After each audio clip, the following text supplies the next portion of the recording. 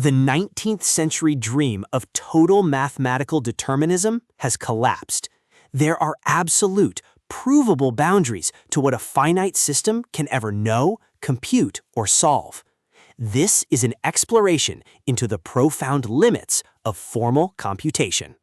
In the 1920s, David Hilbert envisioned a perfect mathematical system. However, Kurt Gödel proved that for any effectively axiomatic system, one where the rules themselves are computable, there will always be true statements that cannot be proven. While one could theoretically declare all truths as axioms, such a system would be uncomputable and useless. Alan Turing later formalized these boundaries, showing that the very nature of calculation has built-in dead ends. To define what is unsolvable, we must first define what is solvable. The Church-Turing thesis posits that any problem a human can solve using a fixed set of rules can be perfectly simulated by a theoretical device known as the Turing machine. This thesis is the absolute baseline of computer science. A Turing machine is not physical hardware, it is a strict mathematical construction. M is defined as a tuple containing the set of states Q, the input alphabet sigma, the tape alphabet gamma, the transition function delta, the start state Q0, and the halting states Q accept and Q reject. This abstract architecture features a finite control logic and an infinite tape memory, encapsulating the essence of every computer ever built. Not all unsolvable problems are created equal. By grouping mathematical problems based on how a Turing machine handles them, we construct the decidability hierarchy, a structural map of truth and verification. At the base of the hierarchy, we find decidable languages. These are the epistemologically secure problems. Whether testing if a number is prime or finding a path in a maze, the algorithm will definitively halt and yield a clear yes or no in finite time. Moving to level 1, we encounter a profound asymmetry.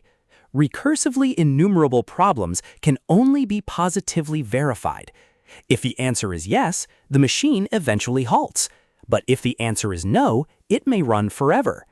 Conversely, co-RE problems allow us to falsify claims, halting only on negative answers. The rigid boundary separating the decidable from the unknowable is the halting problem. Turing proved via logical contradiction that you cannot write a program that perfectly predicts whether another program will freeze or finish. This single impossibility infects all of mathematics. Undecidability is contagious. By reducing a new problem into a known unsolvable one, like the halting problem, mathematicians categorize impossibilities. Many one reductions structurally map instances of one problem to another. Turing reductions, on the other hand, allow full algorithmic queries to magical black box oracles. The rabbit hole deepens in the arithmetical hierarchy. Even if you possessed a magic oracle to solve the halting problem, new impossibilities emerge.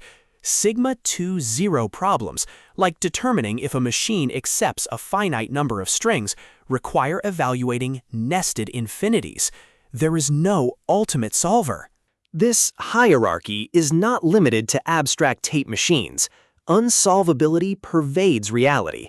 Determining if string-bearing dominoes can match, finding integer roots in algebraic equations, or building a perfect antivirus software are all mathematically proven to be undecidable tasks. These logical limitations mirror the philosophy of science. As Karl Popper argued, scientific laws cannot be completely verified because we cannot observe all space and time. They exist exactly at the core level. We can only conclusively falsify them with a single contradictory observation. We exist as finite verifiers within an infinite structural universe. We can calculate the decidable, verify the enumerable, and approach the truth through trial and error. But absolute, final certainty will forever remain theoretically impossible, standing outside the limits of logic itself.